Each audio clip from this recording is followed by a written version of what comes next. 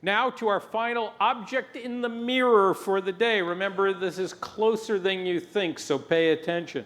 This time it's from RadiumOne, which drives results for brands by leveraging anonymous social media signals and overlaying social and intent data to enhance ad targeting. Founder and Chief Executive Gurbaksh Chahal has a long and successful history with ad technology.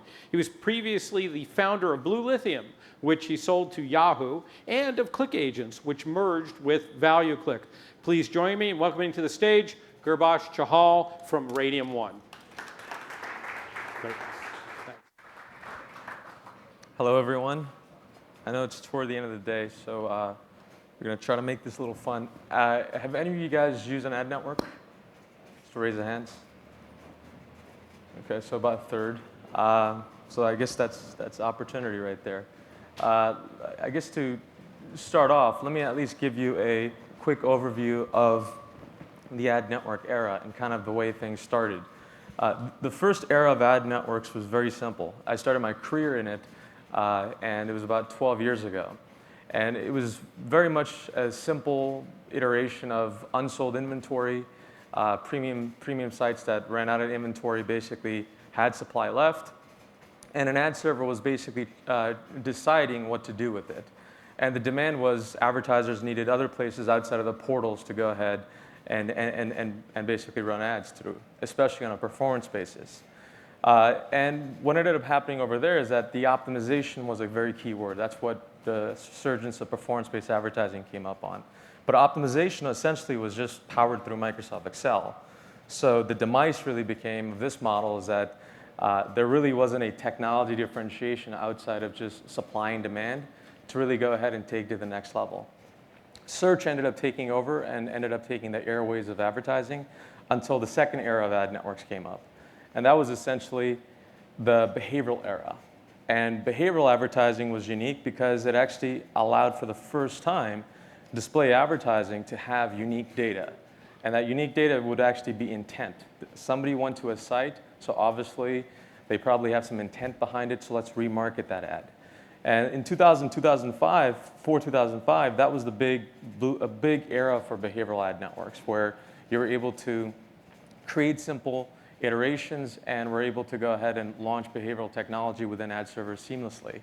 Now, the demise that ended up in that model is the fact that data ended up becoming commoditized. Most ad servers ended up using universal action tags, and pretty much everybody had access to this data. So it ended up becoming a very process-driven business, which leads us to kind of where we are today. And this is kind of that famous slide that everybody looks at where it's 1,200 plus companies, now almost 6 slides by Terrence, that actually just has a bunch of companies doing a bunch of processes that kind of hold the industry together. So as display advertising continues to grow and eventually will grow and beat search in 2015, we got to get a little bit smarter. We got to actually innovate and actually build products that truly do add unique value. So just to recap, with the behavioral ad networks, there was roughly in 2007, 5 leading ad networks. And 3 of them had revenues of over $100 million or more. Fast forward to 2011, these are the top 10 ad networks, and almost every one of them is supposed to do over $100 million a year in revenue. So this has become a billion-dollar industry, a billion-dollar pie for display advertising. So obviously, the industry has grown, the appetite's there, display advertising is going to continue to grow. But what's going to be that next big, unique innovator that actually applies that? So what's changed on the internet since that big 2007 era? And the number one thing that's changed is social has become the epicenter of what we do. As a behavior, Facebook, Twitter, everything that we do, we share. Even in this conference, most of you guys might be Twittering because the entire behavior has changed where we're trying to send across a certain message. Even certain sites are basically getting more traffic through these platforms than even the search engines. So that entire behavior of the last 4 years has changed so much where that itself is a huge driver for us to apply into display advertising. And one of the key things is that in display advertising, the things that have changed is a bunch of acronyms. You know, I think every 6 months to a year, we come up with a new acronym of a new type of process that we're trying to deliver in the industry. So we had RTB, DSP, SSP, DMP, ATD. All of these are unique processes. They're unique tools. They work, they have a role in it, but they're not innovations. They're basically ways to go ahead and get inventory across a user you have information on. So basically, behavioral advertising. Innovation needs to happen, and the reason why it happens is on the previous presentation, somebody even talked about how clickers are going down. People are actually clicking less. And one of the stats that actually Comscore produced that 8% of the internet users now represent 85% of all the clicks. Translated, if you just use legacy ad networks or if you use behavioral targeting, you're only going to get to reach 8% of your potential customers because not many people are going to be clicking on ads. So how do you get the rest? Our strongest influencers are family and friends. These are the people we interact with also on the web. That's byproduct, the people that we're also going to be making and making some of our decisions on. So how do we apply this group into display advertising?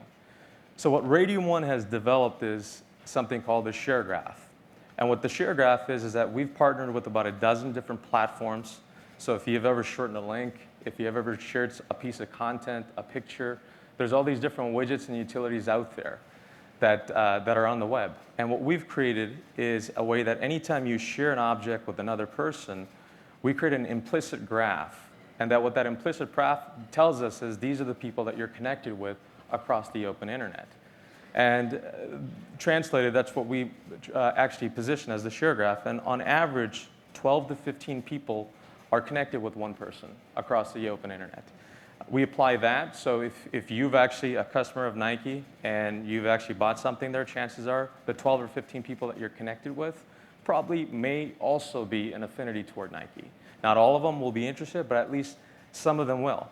And this is the approach that we take where we're trying to leverage an implicit graph to find out other customers that we can add into the funnel.